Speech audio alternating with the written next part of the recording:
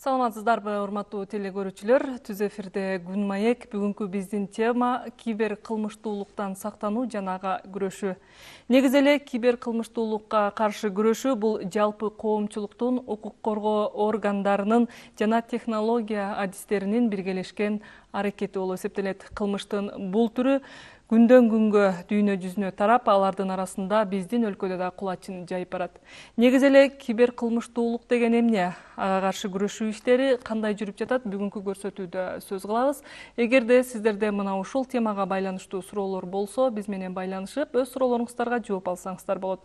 Ал эми бүгүнкү биздин студиябыздын коноктору Ош шаардык ички иштер башкармалыгынын кибер кылмыштардын бетин ачуу бөлүмүнүн башчысы Балтабаев Нурсултан Мухуддинович. Саламатсызбы? Жана ошондой эле Ош шаарынын мэриясынын Санарип-Ош муниципалдык ишканасынын директору Субанкулов Искандер Акбаралиевич. Саламатсызбы? Студиябызга кош келипсиздер. Албетте жогоруда белгилеп кеткендей, кылмыштын бул түрү азыркы учурда технологиялар өнүккөн сайын өнүгүүдө. Негизи эле ушул кибер коопсуздук деген эмне? Мына ушул тууралуу түшүнүк бере кетсеңиз. Саламатсыздарбы? Негизи кибер коопсуздук бул жөнөкөй эле коопсуздукту алганыбызда биздин жеке азыркы учурда мына технологиялар өнүккөн учурда баардыгыбыздын персоналдык маалыматтарыбыз бар. Бул ушул паспортубуздун номери, сим карталарыбыздын пин коддору, почталарыбыздын пароль, ушулар баардыгынын коопсуздук дегенде бул ал адам уруксат бермейин башка бирөө кире албай турган жерде сакталыш керек. Азыр кибер коопсуздук боюнча атайын мыйзамдар чыккан, персоналдык маалыматтарды сактоо боюнча да мыйзамдар чыккан. Азыркы учурда көбүбүз биз телефондо бүт жумуштарды телефондо аткарабыз, каттарга жооп беребиз, акча төлөйбүз, коммуналкалар төлөйбүз, баарын төлөгөн учурда биздин баардык сыр сактаган маалыматтарыбыз телефондо сакталат. Компьютерде сакталат, интернет аламында. Илгери кылмыштуулук мындай көчөдө, мындай кандай десем, мындай офлайн форматта боло турган болсо, ошол кылмыштуулар баардыгы азыр кандай десем, онлайнга өтүп кеткен. Ошол уурулук дейли. Илгери сумкадан кармап кетсе, азыр кошелегиңизден кармап алып кетет. Интернет кошелектен алып кетет. Илгери мисалы кандайдыр сүрөттөрүңүздү сумкаңыздан алып же фотоальбомуңуздан чыгарып алсаңыз, азыр баардыгы сиздин галереяңыздан, кандайдыр мындай облачный хранилищелерден ошол жерлердин бүт маалыматтарды уурдай турган же болбосо ошо уурдоого мүмкүнчүлүк түзүп бере турган жолдор өтө көп экен. Ошондуктан азыркы учурда кибер коопсуздук бул мындай алганда адамдын бир гана жеке жашоосун гана эмес, анын жалпы финансылык мамилелерин, жалпы өзүнүн сыр сактаган кандай үй бүлөлүк бир сырлары болсо, ошонун баардыгын камтый турган бир мындай чөйрө болуп калды да. Ошого акыркы учурда өтө көп кылмыштар болуп атат. Ал жөнүндө Нуркызбек айтып берсе керек. Жалпы коопсуздукту сакташыбыз керек дейбиз да. Негизи Нурсултан мырза, айтсаңыз, бизде кибер кылмыштуулуктун кайсы түрлөрү көбүрөөк кулачын жайып барат да? Кандай кылмыш түрлөрү менен сиздерге кайрылгандар көбөйүүдө? Саламатсыздарбы? Азыркы учурда бул кибер кылмыш деген түшүнүк маалымат технологиялар жана интернет аркылуу жасалган мыйзамсыз иш аракеттерди билдирет. Башкача айтканда, бул кылмыштар компьютерлерден, смартфондордон, интернет же башка санариптик түрлөрү менен, жолдору менен жасалат. Компьютерден, аккаунттардын, адамдардын жеке телефондору, смартфондору аркылуу уруксатсыз бузуу жолу менен кирип, адамдардын банктык эсептик карталарынан, ошого байланыштуу ошолордун телефон номерлери аркылуу же чалуулар аркылуу адамдын ушул чогулткан акчаларын, картасындагы акчаларын же алардын атынан кредит алган фактылар, андан сырткары башка бирөөнүн жеке маалыматын мыйзамсыз колдонуп, анын атынан иш аракеттер жасаган, компьютерден атайын зыяндуу программа жиберип, мындайча айтканда ссылкаларды жиберип, атайын коддорду жиберип, Мегакомдон, Ошка компаниясынан сим-картаңыздын мөөнөтү бүтүп калыптыр деген мааниде телефон чалуулар болот. Ошолор кодду айтып коюңуз деп өздөрүн ошол оператор кызматкер катары тааныштырып чалган. Ошол эгер алдан коддор басып койгон болсо, анда уже телефондорун взломать этип бузулуп, ошол ичиндеги бүт сыр эмелерин алып, акчаларын которгон фактылар бар. Андан сырткары бар экен, азыр байланышты кабыл алып, андан кийин улантсак. Саламатсызбы? Сурооңузду айтыңыз. Кыргыздар түшүнбөйбүз да, кибер коопсуздук деген сөздү түшүндүрүп бердиңчи. азыр жогоруда деле белгилеп айтып кетти, негизи эле ошол кибер кылмыш интернет аркылуу жасалган мыйзамсыз иш-аракеттер. Башкача айтканда бул кылмыштар компьютерлер, смартфондор, интернет же башка санарип түрлөрү менен жасалат. Мисалы азыр телефон чалып ар түрдүү чалуулар болуп атат, тармактардан. Телефон чалуулар болуп атат. Ссылкалар келип атат дегенде, мына ссылкалар, телефон чалуулар өздөрүн биз улуттук банктын кызматкерибиз, ички иштер органдарынын кызматкери же болбосо улуттук УКМКнын кызматкерлерибиз деп чалып, сиз чет жака согуш болуп жаткан Украина жака мыйзамсыз акча котордуңуз деген мааниде чалышып, коркутуу үркүтүүлөр менен алардын акчаларын котортуп алган фактылар бар. негизи эле ушулардан кантип сактанабыз? Эми негизи кибер коопсуздук дегенде биз бир гана ошол азыркы учурдагы телефондук алдамчылар же ошол фишинг деп коет, ар кандай шилтемелер жиберип, шилтеме аркылуу сиздин маалыматыңызды алгандан сырткары, бул илгертен баштаган, илгери баардык кино көрөбүз, хакер дегенлерчи. Хакер деген бул сындыруучулар деген. Булар негизи максаты өзүнүн башка өзүнө окшогон техниктердин арасында мен кыйыныракмын деген ар максатта коюлат. Ошондуктан бул бир гана ошол телефонго, мобильный счетторго эмес, бул чоң ошол мамлекет болобу, жеке маалымат системаларга ареттенген чоң бир аракет. Алар максаты маалыматты урдоо. Анан бул маалыматты даркнет деп коет, бул мындай кара интернетте. Алар ошол маалыматты сатканга аракет кылышат. Бул көбүнчө кандай? Бул адамдардын электрондук почталары. Бул акча турат. Ошол эле менмин деген Google'да жылда 1-2 жолу бузулган аракет болот. Ол маалымат базалары 12 миллион, 15 миллионго чейин электрондук почталарды базасын урдашат. Анан даркнетте сатышат. Ошол эле учурда бизде Кыргызстанда мисалы чоң мамлекеттик ишканалардын базаларын бузушкан. Адамдардын пиндерин, даректерин, телефондорун урдап, не кылат? Ошол мошенниктерге сатат. Мошенниктер ошол база боюнча чалат. Ар бир наугад чала бербейт аларчы. Алар ошо бир электрондук база болот, ошол боюнча чалат. Кимге кандай болот, кимге кандай кылса болот деп маалымат урдашат. Анан ошол учурда мисалы DOS-атака деген бар.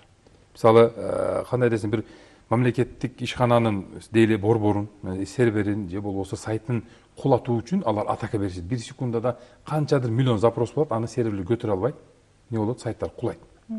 Мисалы бизде эми көп, биз азыр бара-бара ошого өтөбүз. Бизде мисалы азыр мына кагаз түрдөгү газеталар чыкпай калды да. Көбүсү не кылат? Интернет маалыматтарды окушат.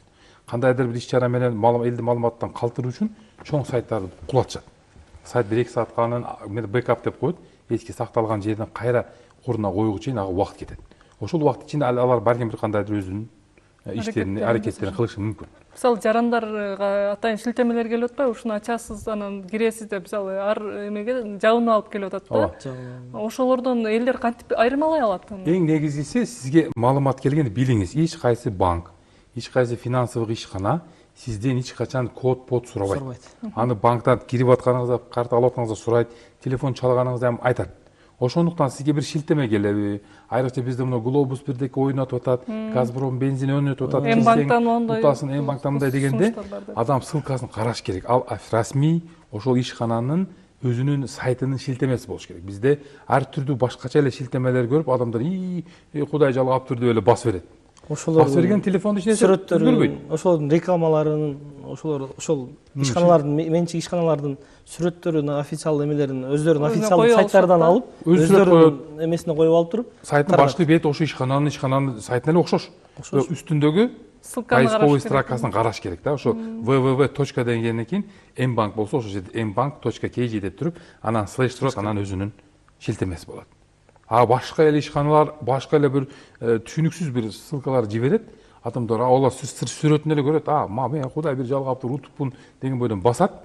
Эчтеке билинбейт адамга. Адам беркине шылуундар чыккан азыр. Телефондон видео вызов кылат. Сиз тааныш адамыңыздын бетине коюп коет профилине. Сизге чалат. Чалгандан сиз алганыңызда анын программасы сиз компьютериңизде соткаңызда бүт карталарыңыздын маалыматтарын копиялап келет. Демек таныш эмес номерлерден видео чалууларды алып колдон келишинче видео келишинче азыркы күндө башка чет өлкөнүн мамлекетинин сим карта номерлеринен чалуулар болсо албаш керек. Өзүңүзгө деле таанышыңыз даже бетааныш номерден чалып аткан болсо караса номериңиз башка, бирок сүрөт ошондо турса ошого берсе ойлоnuш керек. Айрыкча бизде мына бийлик өкүлдөрүнүн атынан көп келет. Мисалы өткөн жумада каттар келе баштады ошондой. биз прокуратураданбыз, андайбыз, мындайбыз депчи. А ссылкасын карасаң прокуратурага тиешпи. Окшотуп койт фирменин бланк, бүт белкиндей электрондук документ оборот кагаздын подпистерине чейин окшотуп койт шилтемелечи. Анан учурда беркелер чыккан. Көбүнчө М банкты колдонгондорго М банктын чегин официальный чеги жасалмакчы болушат. Мындай көрсөтүп коет, котордум депчи. На самом деле которууга магазинден алат, М банка мына жерге котордум, чекти көрсөтүп коет. А на самом деле чек жөнөкөй сүрөт болот. Ошондуктан өзүңүз соткаңызга түшкөнгө чейин караш керек да. Мына ушундай кылмыштар катталдыбы сиздерде? Сиздерге буга чейин катталган ошол М банктын чегин сүрөтүн эле бул жагы айткандай стөлккө тартып алып эле соодагер соода кылат, котордум деп чегин көрсөтөт. Ошол сыяктуулар бир канча которулган. Булар камеранын же башканын немелер менен ачылган фактылар да көп. Баса белгилеп кеткендей ушундай мурунку жумада андан мурдагы эмелерде көбүнчө ошо прокуратуранын кызматкерлери, Улуттук банктын, СМБнын, Улуттук коопсуздук мамлекет кызматынын, ички иштер органдарынын кызматкерлеринин ошол жеке сүрөттөрүн, официалдык эмелерин коюп алып, ошол жактан чалып атабыз деп официальный эмелерине өзүнүн резюмелерин таштап, ошондой фактылар көп катталды. Ошого элдерге эскертип, азыр айтып кетебиз. Себеби ошентип чалып, коркутуулар же өзүнүн идентификациялык номерлерин сураган болсо, түздөн түз эле жүзек кызматына биринчи очур бизге кайрылыш керек. Мындай номерде мындай чалуулар болуп атат. Кандай эмелерди кылабыз деп бизге чалса, биз ага кандай эме кылыштарын толук дагы кошумча маалымат берип эскертебиз. Кээинки учурларда адамдар өздөрү акчасын которуп берип коюп атат да ошол алдамчыларга. Ал учурда мисалы айтат, сиз мынандай телевизор уттуңуз, бирок телевизордун доставкасын мынча акча которушуңуз керек дейт. Же болбосо мынча процент беришиңиз керек деп туруп адамдарга берип коет. Маалымат адамдар үмүттөнүп алардычы. Ошондуктан биз биринчи именно кибер коопсуздуктун түп тамырында бул кибер гигиена деп коет.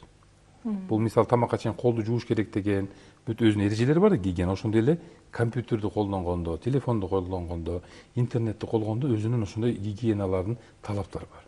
Биринчи кезекте биз эч качан өзүбүздүн жеке маалыматтарды интернетке чыгарбашыбыз керек. Мисалы көбүнчө бизде бир жака учуп баратса, билетини, самолеттун билетин чыгарып коет, паспорттагы визасын чыгарып коет. Анын бардыгынын ичинде анын персоналдык маалыматтары бар. Сүрөткө чыгарбаш керек. Пинди сурагандарга бербеш керек. Бирөөнүн атынан кредит алып турчу, паспортун берип турчу дегендерге бербеш керек. Экинчиден, өзүнүн электрондой дарегин ар кандай рассылкаларга, спамдарга бербеш керек. Бизге ар кандай ачыкча мына аялдар косметика сайттарга, ар кандай кругтарга мындай сетевой маркетинг ошонун өзүнүн электрондой базаларын берет.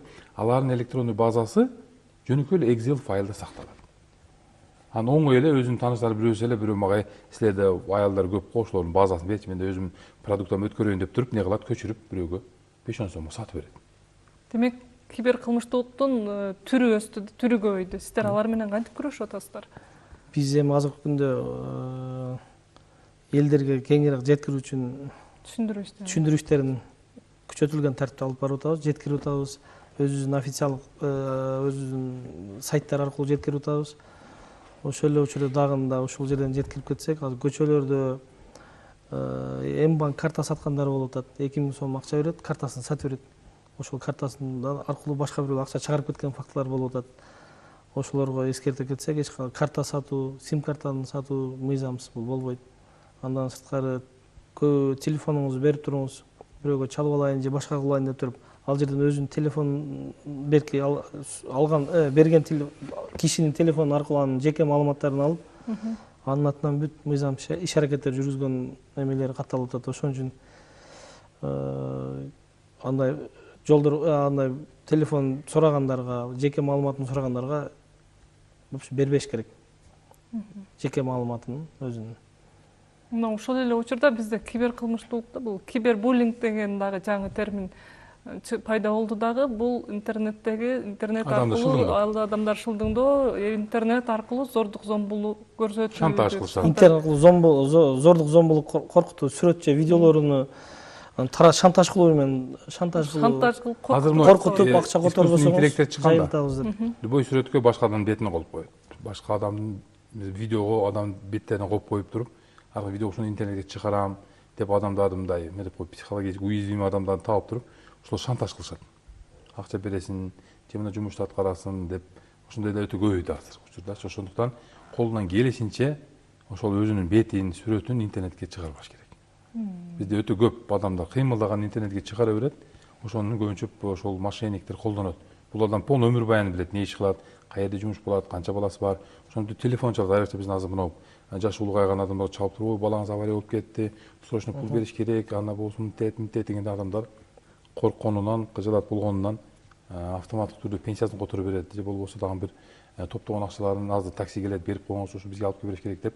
Ошондой мындай адамды тесттетип, мындай адам стрессовый ситуациясында колдонуп калып өтө учурлар көп болуп атат азырчы. Негизи эле мындай учурларда акчаны кайтарып алуу мүмкүнчүлүгү кыйын болуш керек, э? Негизи эле ошондой иштер катталганда биринчи аракет эмнеден баштайсыздар сиздер? Биринчи аракет өздүктөрүн тактоо, телефон колдонгон номерлерин, кайсыл карталарга кеткен картанын псевдоним аттары, аты жөндөрүн тактаганы, биринчи очередь эле ошо акчаны заморозка кылып калтырып калган аракет азыр биринчи очередь ошол болуп атат. Ошол кайтарып алуу мүмкүнчүлүктөрү эгер убагында болгон замат деле кайрылган болсо 102ге чалып, андан сырткары улуттук банктын өзүнүн эме банктын өзү оператор блоктоп коюш керек карта. Өзү түз эле кайрылган, туура эмес которгонун билип туруп, ошол замат чалган болсо, ошол замат переводтору калтырып койсо болот. Анан айтып кетүүчү жагдай бар. Интернетте айрыкча Инстаграмда атайын баракчалар бар. Уурдалган акчаңызды кайтарып беребиз, тиги бу дегенчи. Официально бир да ишкана андай кепилдик бербейт. МВД болсун, УКМК болсун, эч кимис андай кепилдик бербейт. Ошондуктан айрыкча Инстаграмда урматтуу көрүүчүлөр, кайтарып беребиз, алдангандар берет дегендерге ишенбеңиз. Ал ошол алдамчылар үчүн дагы кошумча акча издеген алдамчылар. Эң жакшысы 102ге чалып, бизге кайрылган жакшы. Скриндерди сактап. Азыр ушундай Facebook'тан ошентип ички иштер органдарынын кызматкерлеринин, жетекчилеринин сүрөттөрүн коюп алып туруп, ушундай жол менен алданган болсоңуз түз эле бизге кайрылыңыз. Кайтарып беребиз. Биз кайтарып беребиз. Толук 100% жардам беребиз. Фейк немелер, сүрөттөр таркатып атат, ошолорго вообще көңүл бурбаш керек, ага ишенбеш керек. Андан сырткары дагы жеткирип кетейин деген неме, бул азыркы күндө эң көп эле мугалимдер, мектептин мугалимдери алданып жатат. Себеби анын директордун данныйларыны сүрөттөрү менен WhatsApp-ына коюп алып туруп, мен директорумун, азыр сага сен үстүнөн кылмыш иши козголуптур, ал сага тергөөчү чалат. Чалганда жооп берип койгун дейт, анан кайра эле башка номерден чалат, тергөөчүмүн, ушундай сиздин үстүнөн иш козголгон деп эле ошондой коркутуулар болуп, ошонун айынан акча которуп бергендер болот. Эч кимге айтпаңыз деген коркутуулар болот. Телефонду өчүрбөңүз дейт. Ошол бир чалган бойдон өчүрбөңүз, мен айткан жерге барасыз, мынча акча которсоңуз ишиңиз жабылат деп карта номерди ташат, телефонду өчүрбөй барып банкоматтан салат. Ошондой болгончо да ошол замат эле бизге кайрылыш керек. Демек, азыркы учурда алдамчылар жасалма интеллекти дагы мына ушул кылмыштын ушул түрүнө пайдаланып кетип жатышат да. Өтө. Айрыкча мына жасалма интеллект эмне кылып берет? Кадимкидей сенин таанышыңда адамдар сүйлөп берет. Кадимкидей телефонду видео вызовсаң, сен менен ошол адам сүйлөшкөндөй сүйлөйт. Үнүн да окшотуп берет. Эми балким бир 100дөн бир 10-15 эле алданышы мүмкүндүр, бирок ошол алдангандар да көп суммаларга алданып жатышат. Ошондуктан айтканыбыз эң жакшысы маалыматыңызды бермеш керек. Айтпаш керек. Анан эч кимге мындай сырларыңызды же не берем мен мынаны билбейт элем деп көбүсү карточканын сыртына пин кодун жазып коет. Бул мындай эми, конечно, кассага барганда банкоматтар барганда чыгарып берчи деп көбү картасын берип коет. Банкоматтын артына өзүнүн пин кодун жазып коет. Картасын деле берип, карта бүт номерлер болот. Сактап калат. Сактап калат ошолор баардыгын. Азыркы учурда ошол көп да, анан WhatsApp аркылуу мен тез арада мынча акча керек болуп атат, эртең сага которуп коем деп адамдардын колдонуп аткан WhatsApp'тарын башкалар жазып атат да номерлер аркылуу. Мына ошону кандай кылып? Ошол заматта эле ошол биринчи очур ошол WhatsApp нээси ким акча сураган болсо, ошол нээсине прямой эле чалып, же болбосо жакын тууганынан чалып, сен акча сурадың беле? Азыр мага ушундай сообщение келди. Которордон мурда чалганда WhatsApp-ына чалбаш керек. WhatsApp эмес, прямо жөнөкөй телефондон чалыш. Жөнөкөй телефондон өзүнө, же болбосо тууганы, аялы, баласы ошолорго түз эле чалып, ушундай акча керек болуп калды беле? Ушундайбы деп сурап эле анан чалса алып туруп, азыр мен кайра өзүм чалам деп туруп, анан өзү чалыш керек телефон. Ал эми ошол номердин ээси өзү ошол кантип токтотот, ошол өзүнүн атынан кетип Биринчи кезекте туугандарыначы? бардык тиркемелерди расмий сайттан жүктөш керек. Бизде мына WhatsApp'тын ар кандай түрлөрү бар. Дополнительный функциялар менен. Ошолорду алар Google'дан таап эле скачать этип алышат. Ал балким WhatsApp'тын негизги милдеттерин аткара берет. Ошол үчүн анын кодунда бир кандайдыр ошондой фишинг коддор болушу мүмкүн. Ал сиздин телефону качан киргенде сүрөтүн тартып жиберип коет. Сиз да билбей каласыз аны. Сиз ана беркиндей программалар бар. Ал кайсы клавиатура эмнени баскан болсоң ар жака маалымат берет. Ошон үчүн WhatsApp'ты только ошо Play Market'тен же Apple Store'дон бүт керектүү программаларды эми бизде мындай да Кыргызстанда бир 95% эл ошол эле Windows'ты, ошол эле WhatsApp, ошол эле Word'торду расмий сатып алып алышпайт. Бир бардык ошол эмне деп коет, cracknut'лар деп коет. Ошол сындырылган версиялар колдонот. Аны эми ар кандай версиясын ар кандай эмне деп коет, максаттар менен жасашы мүмкүн. Ошондуктан биз колубуздан келишинче официальный расмий сайттарынан качать этип, расмий жолдор менен гана иштетишибиз керек телефондорду. Ал эми ошол учурда сиздер дароо ошол номерди токтотуп кала аласыздарбы жазып аткан адамды? Кайрылса эгер менин номериммен бирөө менин атыман башка бирөөлөрдөн акча сурап кайрылып атат, адамдар акча которуп атат да. Ал өзү жаран келип бизге Жаран өзү келип сиздерге кайрылат, кайрылса, телефон программадан чыгарып, WhatsApp немелерин өчүрүп. Азыркы акыркы учурда көбүнчө WhatsApp баракчаларды урдуп атышат. Адамдар кандай бул программа болобу, өзүнүн двухэтапный аутентификация деген нерсе бар. Бул биринчиден сизден паролду сурап турат, экинчиден кодовое слово болот. Ал мындай 2-3 күндө бир сурап коет. Телефонду колдонбой колдонгонуңузда тырк чыгат. Защитный двухэтапный аутентификация өтүп коюңуз дейт, өтүп коесуз. Бул деген сиз 2 жолу текшерилдиңиз. Бизде көбүсү мына бизде блогерлер көп, инфлюенсерлер көп. Алар өзүнүн страницасына, Instagram баракчасына көп адамды топтойт дагы, подписчик кылат. Анан буну ошол беркилер уурдап кетет. Жөн эле мындай сөздү айтканда Instagram баракчасынын паролдорун, логиндерин өзгөртүп салат. Берки адам 2 жыл, 3 жылдык кылган менедин подписчик топконун жок болуп кетет. Анан эмне кылат? Беркилер жазат. Акча төлө дейт. Ал ишенип акча төлөйт, баракчасынан бербей коет. Акчасын алат, баракчасынан бербей коет. Көп учурлардачы. негизи эле ушул көрсөтүүнүн аягында жалпы телекөрүүчүлөргө маалымат бере кетсеңиздер, кантип сактанабыз, эмне кылуу керек? Кыскача. Азыркы учурда ошол эң эле көйгөйлүү ошол телефон чалуулар, жат номерлер, чет мамлекеттин номерлери же болбосо өзүнө сохранить этилбеген жат номерлер же тааныш эмес атуулар чалган болсо, эң эле ошол биринчи улуттук банктан чалат. Көбүнчө Түндүктөн, Мегаком, Ошка компаниялардан чалган. Газпромдон чалат. Газпромдон дейт. Ошолордун атынан чалышат. Атынан чалат да. Ошол болгондо эле түз эле бизге кайрылыш керек. Же болбосо өзүнүн маалыматын түз эле берип койбош керек. Биринчиден карап, текшерип, кайрадан чалып, жакын досунан, тууганынан чалып сурап, анан маалыматтарды таратыш керек же бериш керек. Эми биз мындай айтышны катары айтып кетеминчи, биринчиден өзүңүздүн телефонуңуздарды ар кандай рассылкаларга, сайттарга, электрондук почтаңыздарга калтырбаңыздар. Биринчиден. Экинчи маселе, өзүңөрдүн негизги номериңиздерге электрондук карталарыңызды, мессенджерлериңизди байлабаңыздар. Мисалы өзүңүздүн номериңиз постоянно колдонгон номер болсо, ал только телефон чалууларга болсун. Мисалы М-банк, башка банковский приложенияларды башка номерге колдонгондо келип, неге деген адамдар сиз негизги номериңизди билгенден кийин ошол номерде, значит, WhatsApp бар, ошол номерде М-банкы бар деп ошону атака кылышат. Үчүнчүдөн, өзүңүздү телефонуңузда ар кандай бир нерсе скачать этканда мынаны скачать эт, реклама көп чыгат Инстаграмда, беркилердечи. Ошол программаларды скачать этпеңиздер. Ар кандай түрдүү силерге заманкы мен антып берем, нумеролог болсо сага бактыңды ачып берем, гороскопуңду айтып берем, күндө сени арыктатам, антем минтем деген программалардын ичинде сиз макул дегениңиз, кнопканы разрешаю дегениңиз, ал сиз бүт сиздин персоналдык маалыматыңызга уже доступ алып калат.